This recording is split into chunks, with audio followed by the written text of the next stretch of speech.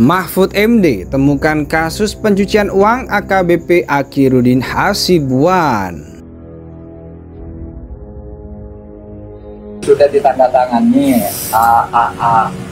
Akhiruddin Akhiruddin Hasibuan dan anaknya Aditya Hasibuan itu sudah ditindak, dan untuk ini saya apresiasi kepada Pak Panca, Kapolda Sumatera Utara sudah mengambil langkah-langkah, dan saya juga sudah mengirim tim ke sana, termasuk yang ditangkap itu yang orang penjual spare part, lalu katanya tanpa surat izin impor apa gitu, lalu barangnya dirampas, lalu diperas beberapa kali oleh petugas-petugas yang namanya disebut kita Mohairi atau Mohaidori, lalu ada siapa lagi, ada 2 orang, itu sudah ditindak karena yang bersangkutan yang diperas itu namanya siapa ya, saya kok namanya Henry Saputra, dan Agus Lukman itu sudah menang di pengadilan, sudah dibebaskan, lalu untuk mengambil barangnya yang disita lagi tanpa surat itu masih diperas lagi dan barangnya tidak kembali utuh, sehingga itu viral. Saya baru tahu, saya menurut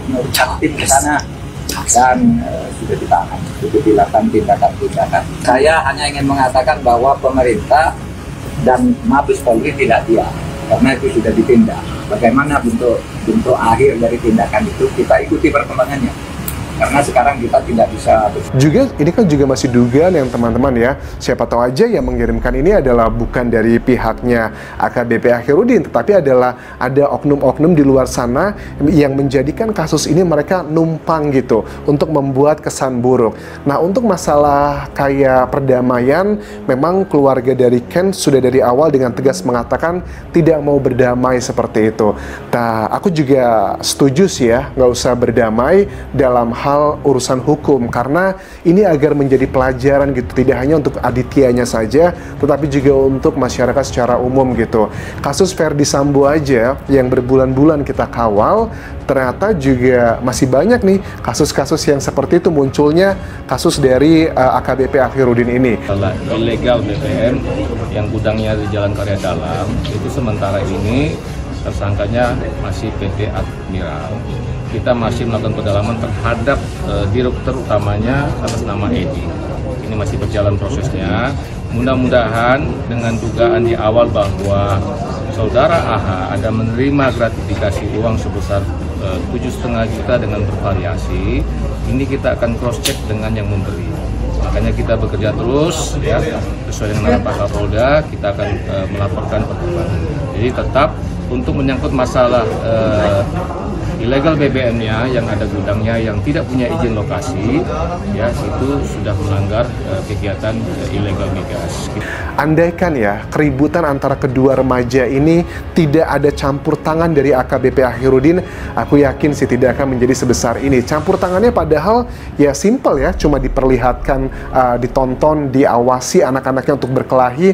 Ya kalau kita lihat dari video yang beredar, itu sih bukan perkelahian tapi adalah penganiayaan, dan ditegaskan lagi bahwa ada 4 saksi yang mengatakan mereka itu ditodong dengan senjata tadi. Jadi AKB Akhiruddin ini rasa sayangnya terhadap anaknya justru malah menjerumuskan anaknya menjadi tersangka, bahkan dia kehilangan pekerjaan, bahkan juga harta-harta yang diduga adalah harta tidak benar dari hasil-hasil ilegal sekarang juga sedang dikejar sama pemerintah. Kasus ini bermula dari viralnya video penganiayaan yang dilakukan pelaku terhadap seorang mahasiswa bernama Ken Admiral. Setelah diusut, Polda Sumatera Utara kemudian menetapkan pelaku anak perwira polisi tersebut menjadi tersangka. Atas keterlibatan ayahnya, Akhiruddin kemudian dicopot dari jabatannya sebagai Kabag Bin Ops Direktorat Narkoba Polda Sumatera Utara. Tak sampai di sana, perwira polisi itu juga harus menerima konsekuensi dengan dibongkarnya harta kekayaannya. Atas tindakan Polda Sumut tersebut, Menko Polhukam Mahfud MD mengapresiasi langkah-langkah yang telah diambil tersebut. Saya apresiasi kepada Pak Panca, Kapolda Sumatera Utara sudah mengambil langkah-langkah, ujarnya.